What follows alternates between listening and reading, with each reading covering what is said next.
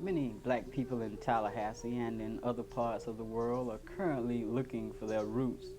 Much of the searching is done in words, but because music and society are parallel, we on Vibrations feel that when there are changes in society, those changes will be accompanied by changes in music. In other words, music and black musicians are reflections of black people as a social phenomenon. On this edition of Vibrations, we like to take a look at ourselves through the progressive music of Archie Shepp, as we take a look at Archie through an exclusive interview, a lecture, and a recent concert on the FSU campus. We hope you enjoy it.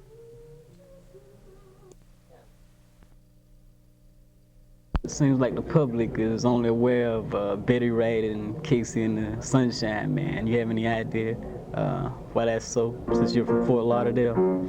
Well, the interesting thing is I don't know who Betty Wright is, and I've never heard Casey and the Sunshine Man. So I guess the same way people don't listen to my work, I don't listen to what would be called a lot of the popular music. I rely on my children for that. I think part of the reason for this situation is the fact that today's accent is on youth, and that our ideology, our lifestyle is essentially patterned after what young people do.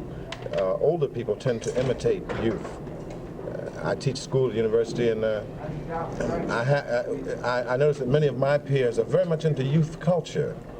The dance, the dress styles, the afros, and so on are very much determined, and I think it's also true of white youth, and it's true of our generation and culture. If we look at the Kennedys and people like this, or even Carter, who was not a young man, but the accent is so much today on a youth ethic. So to some degree, I think that explains why most of the music we hear is contemporary music, because it represents the age group that's listening to that music. I know that in addition to yourself, Don Bird, Gil Scott, Max Roach, all these people have also taught. How effective is that in educating people about African American music in institutions like University of Massachusetts? Well, I think that the role of the professional could be greatly modified and enhanced at the university level, because as I see it, there are many roles that we can play, particularly by way of establishing a connection between the empirical and the academic quality. Brother Shepp, early in your career, you were recording an album entitled Things Got to Change. The situation still the same in 1978 for African American musicians, or have things gotten better? Well, I don't see how they could get better for black musicians until they get better for black people. We can't protect our culture until we can actually alter economic and social institutions to reflect better our needs and our desires, I think. What about the, I guess, discussions of some musicians about forming cooperatives and guilds and unions or whatever? You think that's a good idea? Well, it's an interesting first step. Perhaps what we really need is a third party in this country, a black national political party, if you will, one which could vote as a solid bloc, as indeed black people did in the last election for Jimmy Carter.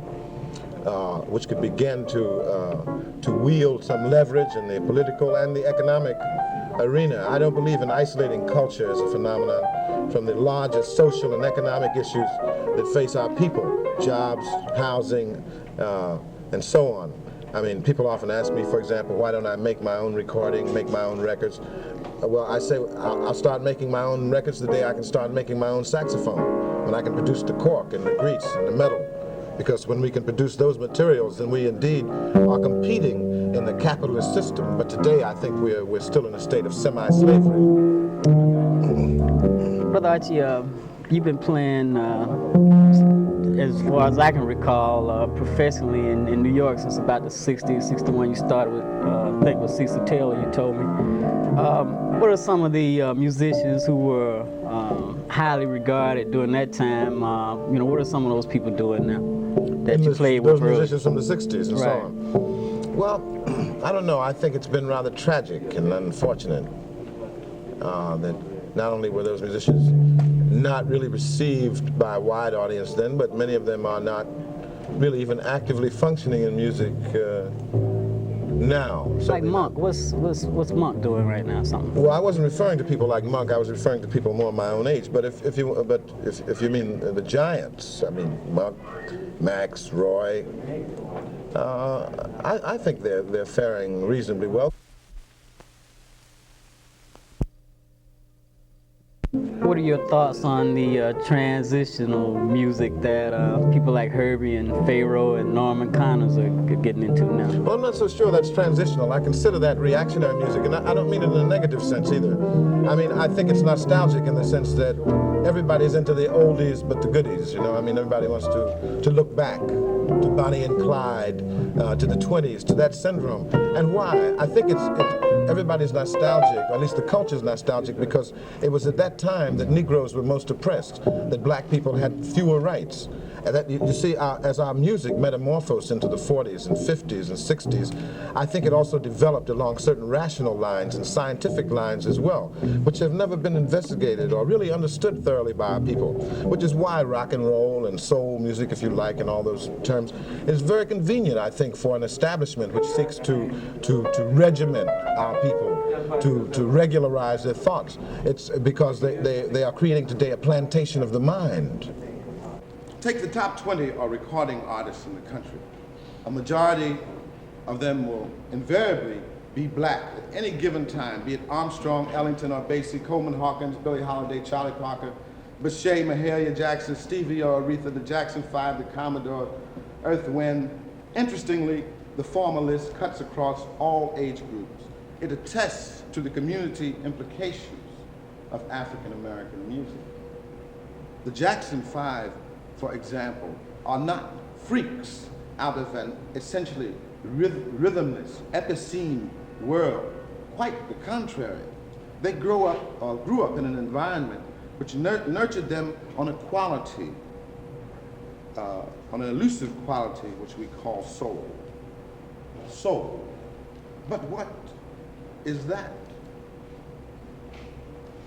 To Herbie Hancock, it was the sound of the Watermelon Man.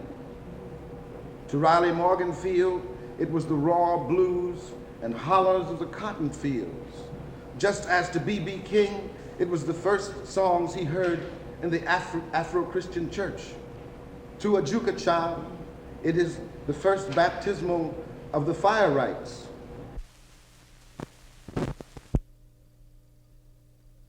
It seems like you're saying that in reality, music and society are parallel, and when it's changes in society, it's changes in music. I think this was pointed out by the Communist Chinese, and by Chairman Mao, the late Chairman Mao, that when he built his critique of Marxism-Leninism, he included, most assuredly, a critique of culture as it affected the Chinese people. Ho Chi Minh was a poet. Lenin himself was a writer of some ability. So I think that the sensitivity to the arts that that most political leaders have had has led them to understand the vital and the fundamental role that culture plays in the liberation of people and in their national struggles. This is interesting when we consider the proposed dream of the communists in the 1940s, that the South be made a Negro nation. This suggestion now seems obsolete and irrelevant, now that the tumult and the shouting are over. But at that time, this notion was taken quite seriously. For the assumption of a culture is also a national assumption. And the issue of integration must give rise to larger questions than those answered by the mere regurgitation of black history or the superficial relish one derives from an arbitrary change of name or hairstyle. In short, the presentation of a national black culture must be put in the framework of a collective identity. Brother Shepp, could you talk a little bit about why many black musicians are disassociating themselves with terminology, so-called jazz, so-called rock, and well, I can't speak for many, but I can speak for those who actually were the people who formed were my mentors, whom I learned from, and for example, Duke Ellington, or Sidney Bechet, or Max Roach. None of these three people that I've mentioned subscribe to the term jazz. They represent different generations, but they are, in effect, the very titans of our music. So I listen to those people, and essentially I agree with them as I have come to study the matter, yes. Negroes, who are the creators of the music industry in the United States, have little investigated the vast economic implications of this service. Ironically, though the black race has created and shaped the potential world music, as it were, many of its people remain aloof or totally ignorant to its many facets and dimensions. They are often content to use the same inaccurate, unscientific adjectives to describe their own musics as whites, though the latter can at least claim historical ignorance. The myriad terms which abound to characterize black music, such as jazz, blues, ragtime, soul music, disco music, rhythm and blues, all are analogous to the endless stream of terminology that have been concocted to describe black folk themselves. Everything from nigger to coon. Nothing that would indicate the continuity or integrity of the black race's tradition, or that that race had a tradition at all, leaving rise to the speculation that, like Topsy, the nigger grows like a weed.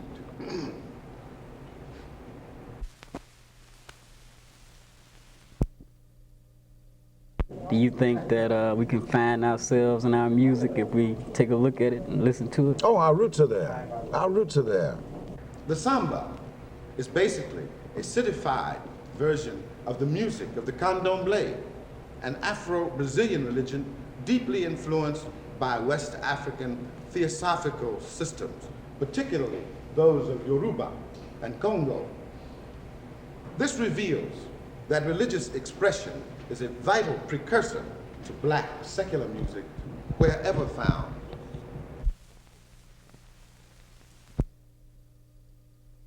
The mere mention of the term art should bring to mind the word tradition, out of which it is born. Though art and tradition seem at odds from a socio-academic standpoint, their relationship has been quite symbiotic if we consider their relative history. Yet how do we define art and tradition by today's standards? Technically, the artistic experience is one that is determined by the priority of its considerations, which are mainly individual ones, vis-a-vis folk expression, which is primarily collective.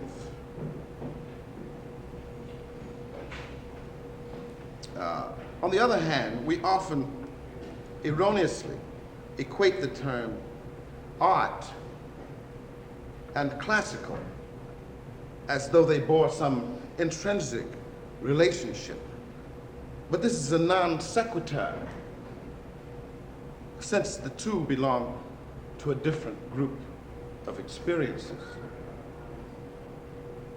Chuck Berry, for example, performing on a street corner in Memphis, might be described as participating in a community experience. Yet that same performer singing the exact same song at Madison Square Garden becomes an artist. And they use this resource to create a capital base. And that they use the subsequent revenues from this as a source of power that is ultimately capable of creating its own institutions.